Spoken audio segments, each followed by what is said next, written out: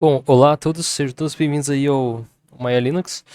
É, Nesse vídeo então vamos estar aí criando a nossa máquina virtual, beleza? Para isso eu vou estar abrindo aqui a máquina virtual. No meu caso eu estou utilizando o Virt Manager e vocês podem estar com qualquer outra máquina virtual, se vocês preferirem, tá? Tipo VirtualBox. A gente também tem o Virtual PC, também existe o VMware, ok? Entre outras, beleza? Existe aquela também do Gnome, se não me engano, Boxes, o nome da máquina virtual. Bem interessante também, tá? E a gente pode estar utilizando aí ao nosso favor. No meu caso, eu estou utilizando então o Virt Manager. O Virt Manager ele faz uso de uma biblioteca chamada libvirt, que é o responsável por criar a máquina virtual, ok? O Virt Manager ele é apenas um gerenciador de VMs e ele me permite criar as VMs de forma fácil, tá? Sem ser por linha de comando. E é isso que está acontecendo aqui. Quando eu preciso instalar ele aqui no meu Debian aqui remasterizado, a gente vem no terminal,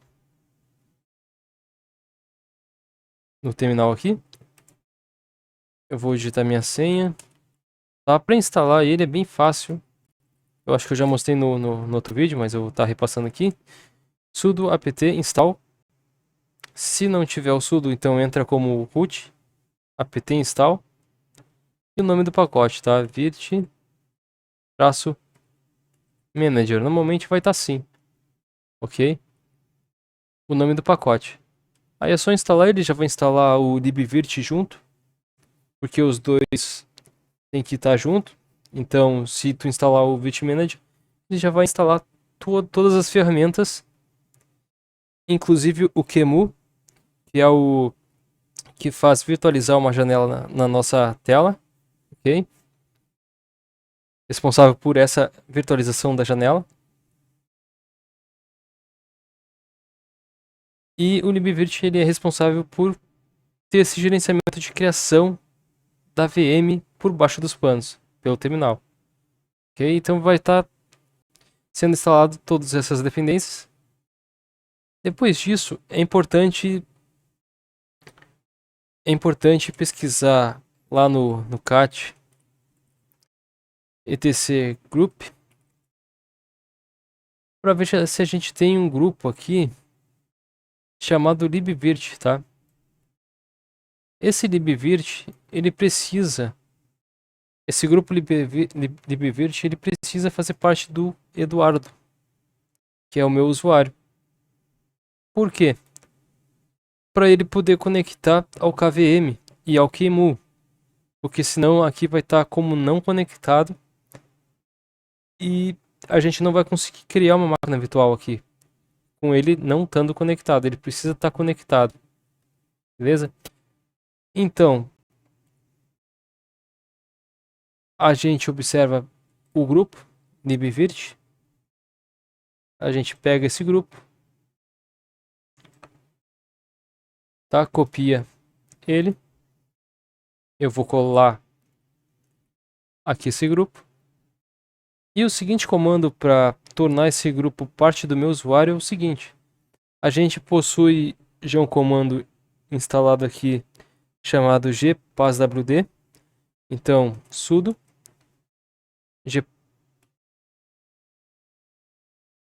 gpasswd. Deixa eu ver se vai. Eu acho que ele é um comando de administrador, então vou entrar como root aqui.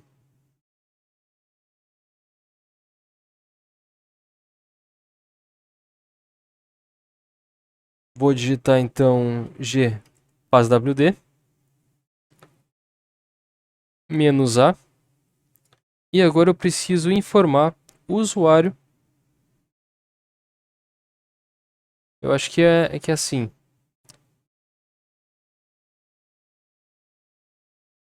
O usuário da minha máquina, por exemplo, tá Eduardo. E eu quero que o Eduardo faça parte do grupo libvirt. E aí eu dou um Enter. Ó, eu adicionei então o Eduardo, que é o usuário, no grupo libvirt. Beleza? Saindo então, se a gente der um cat grupo ali, a gente vai ver que ele adicionou então meu usuário. Se não tiver o usuário de vocês aí, vai aparecer o usuário de vocês aqui, tá? Com esse comando. Feito isso, vocês precisam sair do usuário aqui, fazer um logoff. Tá? Fazer um logoff aqui do sistema e se logar novamente. Ao fazer isso, vocês vão estar iniciando o Virt Manager de vocês. E aí ele vai aparecer aqui, ele vai sair de não conectado para QEMU/KVM, tá? Isso aqui significa que ele está conectado e agora a gente pode fazer uma máquina virtual ou quantas máquinas virtuais a gente quiser aqui, beleza? Então vou começar aqui, vou começar criando minha máquina virtual, que vai servir de base para minha ISO e para o meu novo sistema, ok? Vamos vir em abrir uma ISO, né? Selecionar uma ISO, vou selecionar a minha ISO, vou escolher ela. Aqui ele pede o nome do sistema operacional, como a minha ISO é um remaster e o meu remaster ele tem o meu nome, as minhas características, então o sistema não vai reconhecer, também porque não possui o sistema Maya Linux gravado na programação do Virt Manager, beleza? Então eu vou colocar aqui como genérico Linux 22. Vou avançar. Lá no Linux from Scratch, lá, o padrão que ele utiliza de memória é 8 GB, ele recomenda 8 GB. Se vocês não tiverem memória acima dos 4 GB, não tem problema não, tá? Vocês podem utilizar a memória que vocês quiserem aí no PC de vocês, beleza? Isso aqui ele evita o travamento em pacotes como o GCC, que possuem muito mini pacotes e compilação. Quando a gente vai compilar o GCC, ele demora demais, tá, para ser compilado. Porque ele dá um pico até o 100% e conforme ele vai executando, por exemplo, ele vai fazendo uso da memória. Então, se tiver pouca memória, pode travar. Assim como se tiver pouca CPUs, pouco núcleos, ele pode travar também, ok? Então, eu vou deixar no padrão que eles recomendam, que é 8 GB. Eu tenho essa máquina aqui que eu tenho 16 GB, é uma máquina antiga, tá? Ainda é DDR3. Os componentes dela são antigos, beleza? Os núcleos aqui eu possuo 8 núcleos.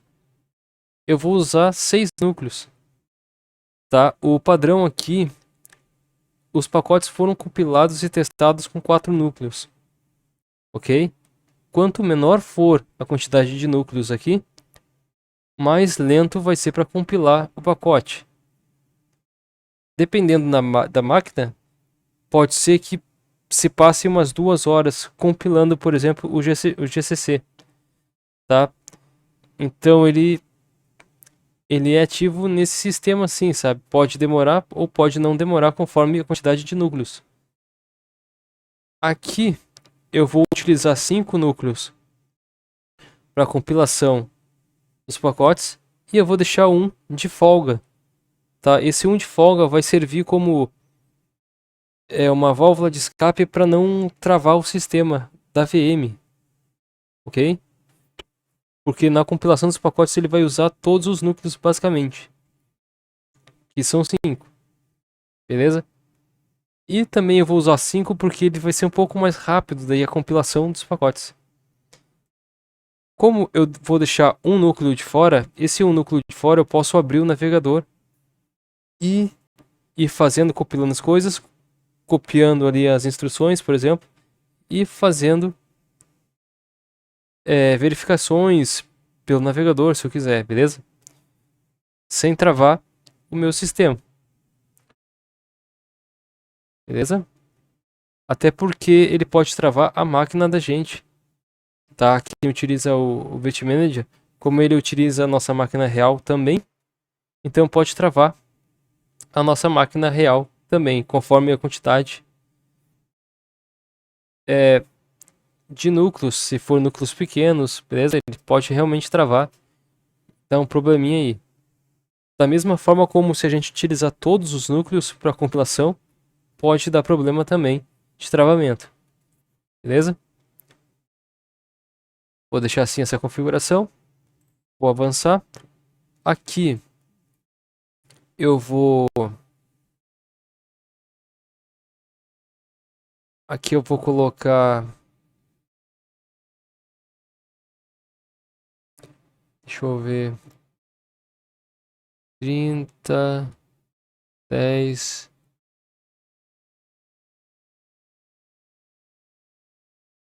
Não, aqui eu vou colocar 80. Não, vou colocar 60, tá? Deixa eu ver. Não me lembro agora. Se não me engano era 10 para o LFS e 30 para ficar confortável no BLFS. Porém, na prática é diferente esse valor.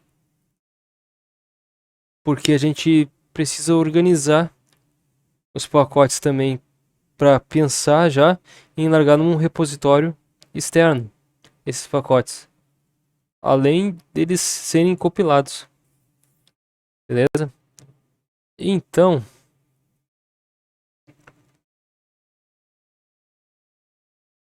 eu vou colocar 80 GB aqui, literalmente,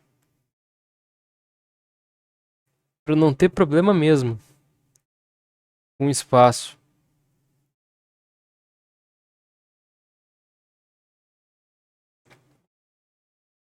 Eu vou botar 80 aqui, tá? Deixar 80 GB. Vou avançar. Eu vou trocar o nome aqui para LFS.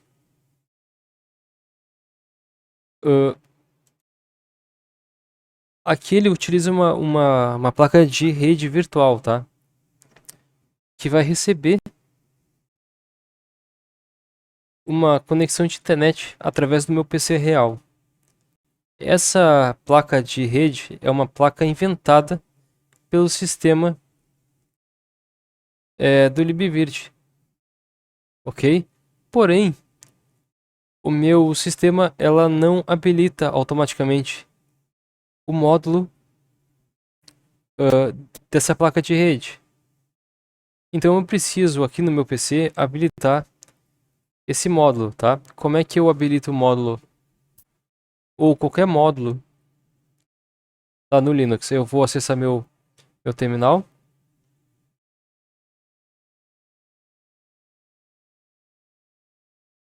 Acessando meu terminal aqui, eu vou digitar o seguinte comando: sudo mod prob, é o comando que eu tenho para habilitar esse módulo, e o nome do módulo da placa de rede é conhecida também por, digamos, criar IP mascarado externo falso, digamos, tá? Ela serve também para isso. E é isso que ela vai fazer aqui na prática, basicamente. Só que mascarando o meu IP da minha máquina. Ela vai virtualizar uma placa fantasma, onde ela vai ser o pai que vai servir as placas que se conectarem nela pela máquina virtual, beleza? Ela vai meio que fazer um papel de DHCP para máquinas virtuais que possuem a conexão e essa placa de rede virtual habilitadas nas VMs. O nome dessa placa virtual se chama TUN. E eu preciso habilitar ela aqui no meu PC, beleza? Então, fazendo isso, eu já rodei o serviço então, ela está escutando agora o serviço nessa placa. Assim que eu criar essa VM, ela já vai entender que é para apontar para essa placa com o IP que essa placa fornecer o DHCP para essa aqui entender a rede dessa placa aqui, ok? É meio confuso, mas vocês vão entender na prática, basicamente. Aqui, se a gente quiser, a gente pode personalizar as coisas. Ele já personaliza, já deixa tudo prontinho para nós, tá? Eu só vou abrir aqui para vocês verem como é que é essa personalização. Então a gente tem como personalizar os itens, os menuzinhos aqui, né? As placas. Assim como a gente também tem a opção de XML para, se a gente gosta de programar em XML, a gente pode modificar em XML aqui também. Então a gente tem informações do sistema, CPUs, copiar a configuração da CPU hospedeiro. Ela vai copiar a minha arquitetura do meu processador para fazer CPUs virtuais. Então é muito da hora isso aqui. Memória. Ela vai alocar um total de 8 GB de memória. Se eu quisesse ultrapassar esses 8 GB, eu botaria habilitar memória compartilhada. Aí toda a memória que eu tenho na minha máquina iria também ser compartilhada com as máquinas virtuais, tá? Esse modo habilitar memória compartilhada, ele serve para se eu tiver várias VMs em um servidor que rode 24 horas/7, né, que é 24 horas por semana, por dia na semana, na verdade. Então eu preciso dividir bastante as memórias, né? 2 GB para um servidor, 2 GB para outro servidor, 2 GB para outro servidor, para outra VM no caso, né? E é para isso que serve. Só que essa memória, esse habilitar, ela pega a memória da minha placa mesmo, do hardware. Opções de inicialização, disco VirtIO. Esse VirtIO aqui, ele é um driver de alta compatibilidade com a nossa placa-mãe. Tá, o CD-ROM SATA é um padrão, tá apontando lá para minha ISO. A placa de rede, ela tá como VirtIO. É uma placa, ela reconhece, cria uma placa virtual, basicamente como vocês viram a explicação aí um pouquinho atrás aí no vídeo. Quem não viu, é só voltar um pouquinho, tá? Dessa criação da rede virtual. Ela cria total compatibilidade com minha placa mãe. Exibição SPICE para conexão remota, som, console, esse aqui tá, o PTY, é exatamente isso aqui. Quando a gente aperta o Ctrl F1, Ctrl F2, ele vai para um PTY, que é um terminal diferente. Beleza? Aí tem o PTY da forma gráfica e tem o PTY de modo texto.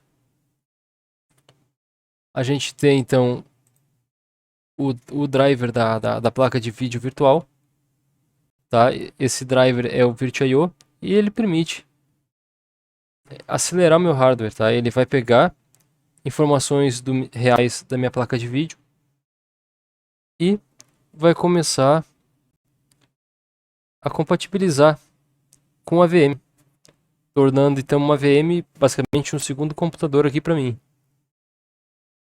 Aí o resto é controlador de USB, redirecionamento de USB, enfim, várias outras coisas aqui, tá? Mas o que importa para nós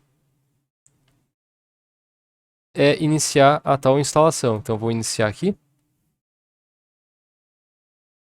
Instalação. Ele vai criar um HDzinho, tá? O HDzinho aqui é o tipo Kcal, Kcal 2.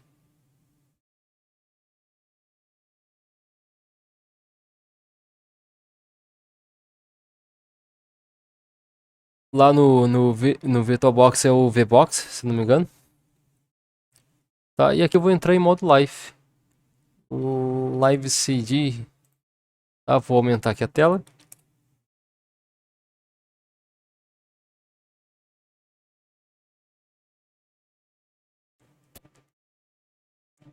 Ele vai iniciar em modo live. Beleza.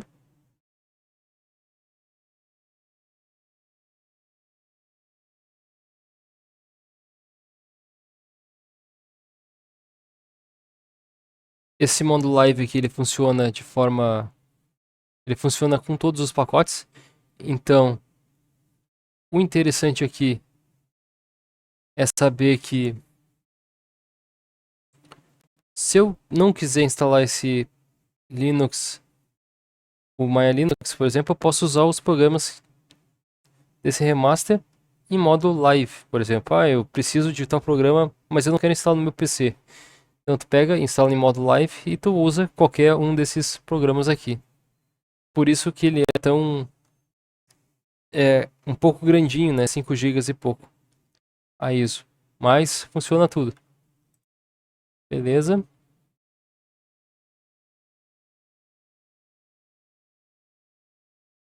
A primeira coisa que eu vou fazer, eu vou trocar esse plano de fundo para eu não me confundir com o meu plano de fundo, tá? Configurações aqui, vou mudar o papel de parede. Eu vou usar esse papel de parede aqui, tá? Da natureza. Aí, fica bem diferente. Bom, primeira coisa que a gente precisa aqui é atualizar o sistema, tá? Sempre. Sempre quando a gente instala um sistema, a gente precisa atualizar o sistema. Então, sudo. Eu vou entrar em root, modo root. E eu vou atualizar então o sistema, tá? pt update. Ele vai atualizar, na verdade, os pacotes. Ele vai ver se tem atualização disponível quando a gente roda esse comando.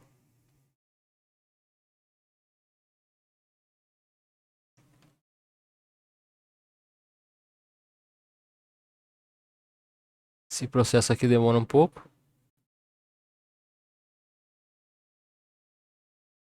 Tá rodando, rodando, rodando.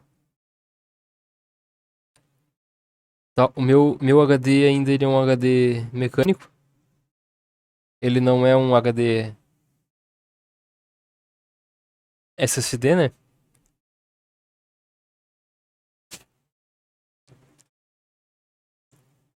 Inclusive, isso é uma curiosidade que eu tenho. Esse sistema aqui ele já é rápido no meu HD mecânico. Eu fico imaginando ele num SSD. Deve ser ridículo de rápido.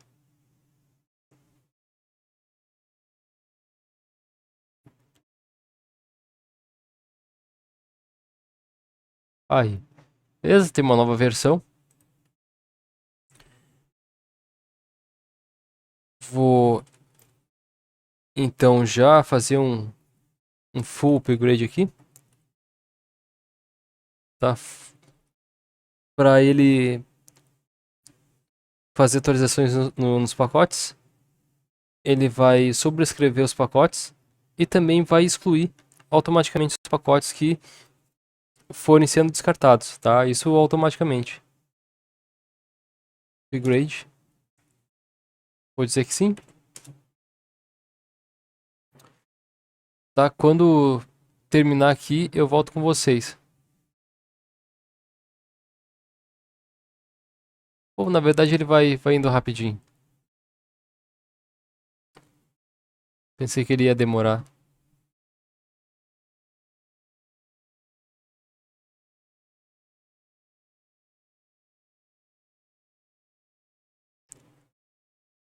Beleza, tá atualizando ali. O sisteminha dele. Na ISO eu também tenho aqui, ó. Como funciona todos os pacotes, funciona a Steam também em modo live. Então ele tem esse modo live aqui, ele pega programas tanto 32 bits quanto 64 bits. Tá? Ele já vem preparado para isso.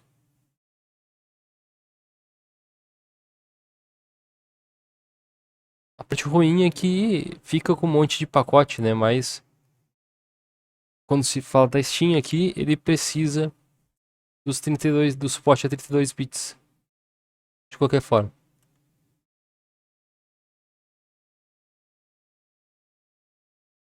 Tá atualizando agora o VS Code.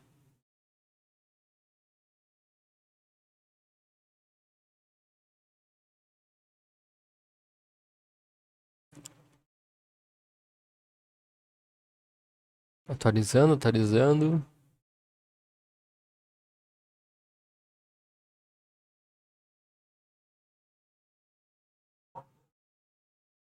Aí 96%. Falta pouco agora.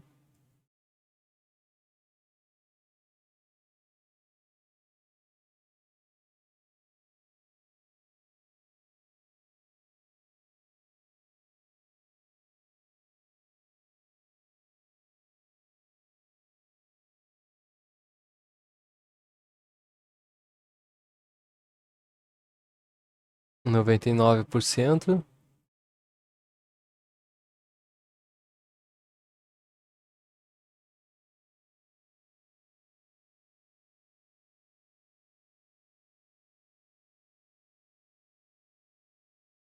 Aí, baixados. 437 mega. Extraindo, copiando, substituindo e removendo o que ficou de lado. Para não dar conflito, né? Nos pacotes que foram recém-instalados.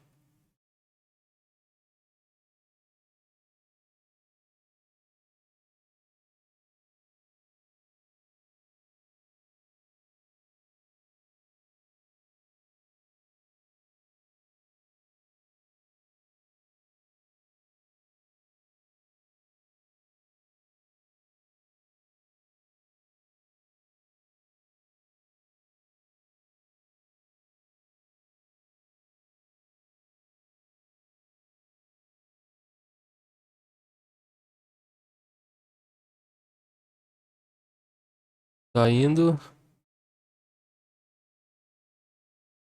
São bastante os pacotes aqui.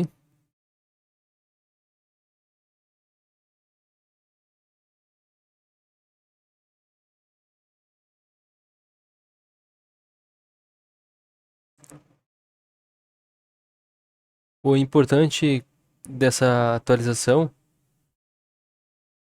é para fins de compatibilidade com o sistema em si, tá? Beleza. Só para ver se tem algum problema, vou dar um apt update para ver se surgiu algum problema. Não. O surgimento dos problemas aqui é apenas. Deixa eu ver a entrada inválida.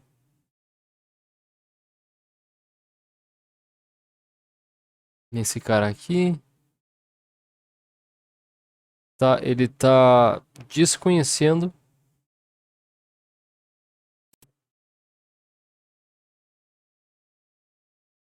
a mídia 32 bits do Bookworm, né? Lembrando que o Bookworm aqui, ele todo o Debian funcionando em 64 bits, então ele está falhando em não reconhecendo os arquivos em 32 bits. Para corrigir isso aqui, eu vou fazer o seguinte. Vou tentar fazer o seguinte aqui. Vou ir no seguinte diretório, nano/apt. Vou acessar o arquivo sources.list. Aqui. Aqui, beleza? Aqui onde está Trust. E aquele diretório run live medium. Eu vou colocar o seguinte termo aqui. Deixa eu ver se eu me lembro agora aqui. Tá. Vou colocar art.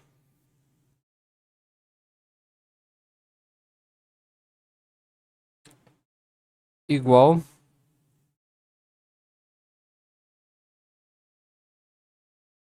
AMD 64.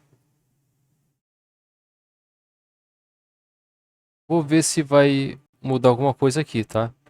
Eu não me lembro se era assim o comando ou se eu tenho que comentar ali. Vamos testar aqui. Ó, agora ele deu apenas um probleminha aqui para nós.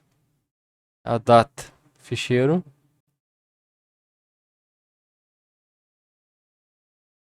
Interessante. Data do ficheiro. Bom, eu vou fazer o seguinte aqui. Como eu não vou utilizar os recursos da mídia e sim do sistema operacional aqui, do kernel Linux, então eu vou comentar essa linha aqui, tá? Ctrl X, S para salvar. Vou dar um apt, update. Aí, agora o erro aqui, que não é um erro, né? É um aviso. Ele não tem mais aviso. Beleza. Ainda estamos pingando para fora. Beleza. Estamos acessando o Google aí com ping. O IP da nossa placa aqui, que ele pegou o seguinte IP aqui, ó, tá? Ele pegou numa rede 122 com esse IP. E esse IP veio por DHCP, tá? Da minha máquina. Aqui eu tô com a minha máquina aqui, tá? O IP aqui é privado. Mas eu vou mostrar para vocês aqui. Ele criou uma rede virtual.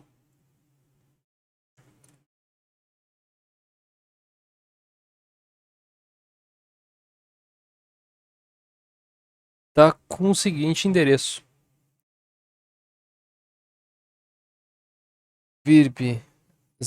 virbr0, tá? Com a rede 122.1. Então esse aqui é como se fosse... na prática ele é um roteador que libera via NAT endereços para quem estiver utilizando essa faixa de rede. Então, toda VM que tiver essa rede, um IP diferente, vai se conectar nessa placa supostamente virtual aqui, que é uma máquina, é uma rede virtual, e vai ganhar internet, beleza? É isso que está acontecendo aqui, na VM. Ok, abrindo aqui de novo aqui.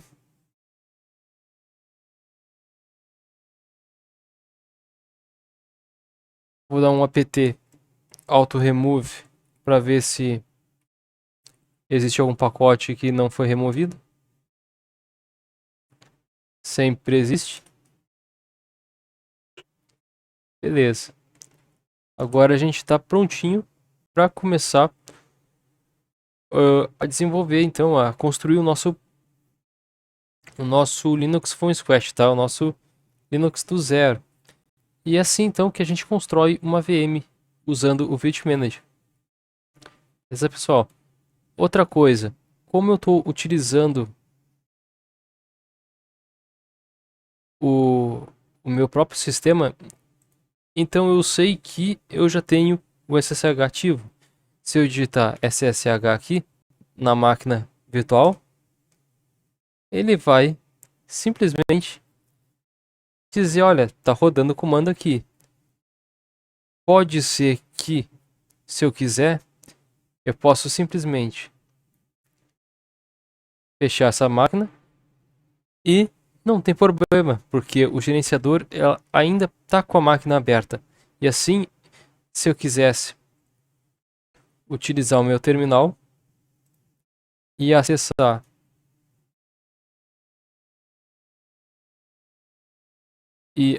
então aquela máquina virtual pelo meu terminal e utilizar o meu navegador, a minha própria máquina, eu posso fazer isso.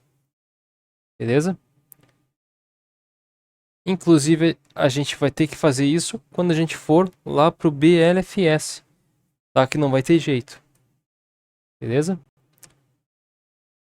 Só para mostrar para vocês que funciona, eu vou deixar o meu terminal aberto aqui. Eu vou abrir novamente a minha máquina virtual. Para o SSH funcionar corretamente, eu preciso configurar o SSH. Como é que a gente configura o SSH? A gente configura dessa forma aqui. Vamos lá no diretório do SSH. E esse arquivo sshd _config, ele é responsável pelo computador que vai se conectar nele. Beleza? É aqui que vai liberar as coisas para os outros, para o computador se conectar nele. E eu preciso liberar isso. Eu preciso liberar, por exemplo, a porta 22.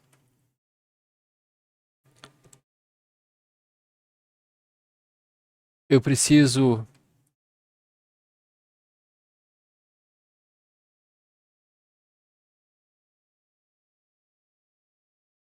como eu não estou preocupado com segurança nesse primeiro momento, eu só quero que funcione, tá? Então vai ser tudo muito genérico.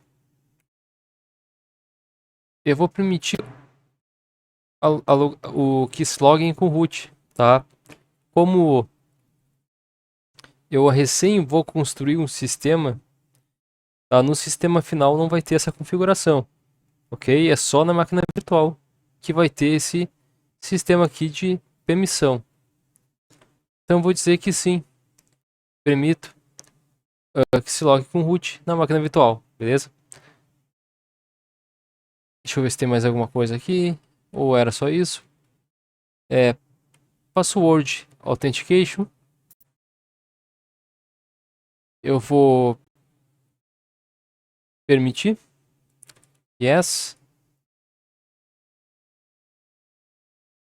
E permitir senhas vazias no password. Não, tá? Não vou permitir senhas vazias. Beleza? Vamos ver aqui se tem mais alguma coisa. A princípio não. Tem umas configurações ali interessantes, mas não vem ao caso. E é isso aí, pessoal. Aqui a gente já configurou tudo certinho, beleza. Ok, eu vou fazer o seguinte comando: systemctl restart sshd, tá? O serviço está rodando, ele fez uma reinicialização.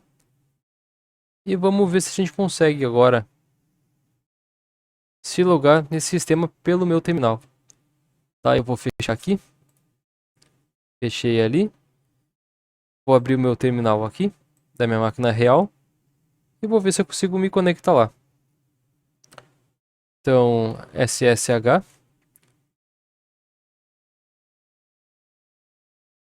Eu me esqueci agora o endereço lá.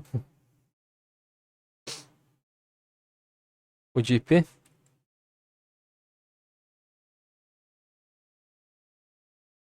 Final 148. Beleza, final 148. Então, vou dizer que eu quero me conectar no root.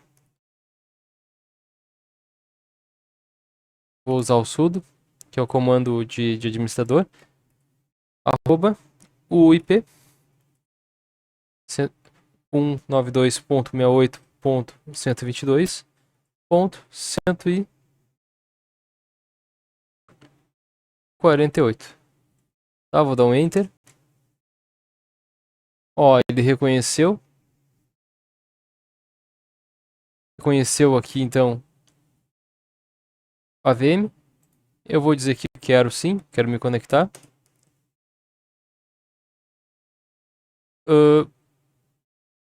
Eu vou digitar aqui o root, a senha de root.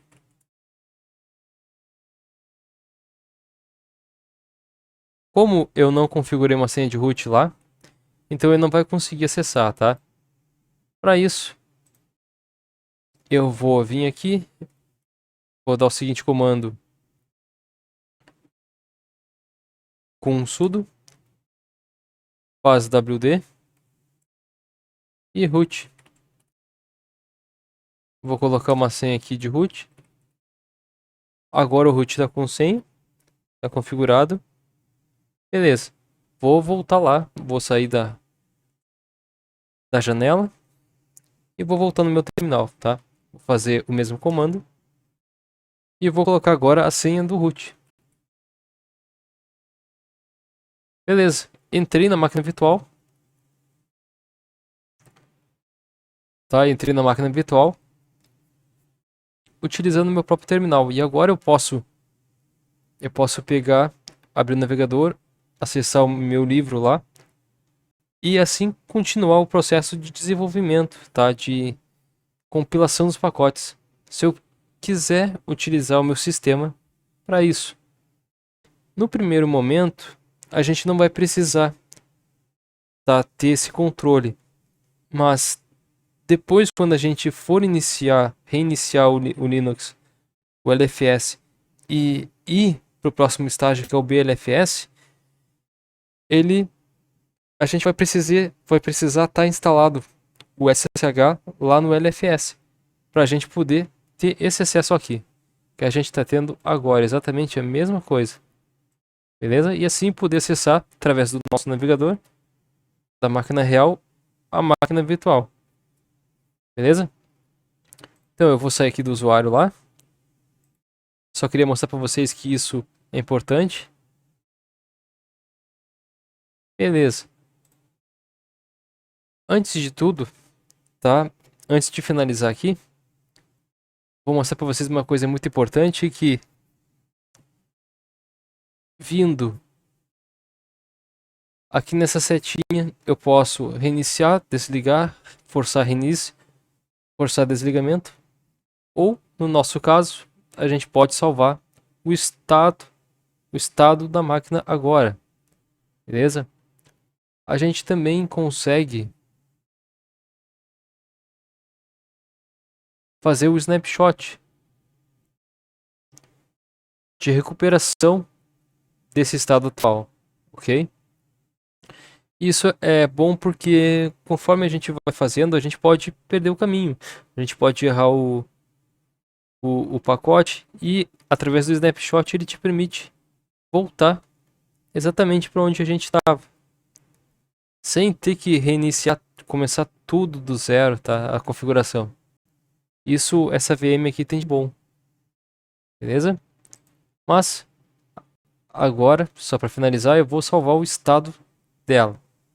E no próximo vídeo a gente vai continuar a partir desse mesmo estado, só que iniciando a partir daqui, beleza?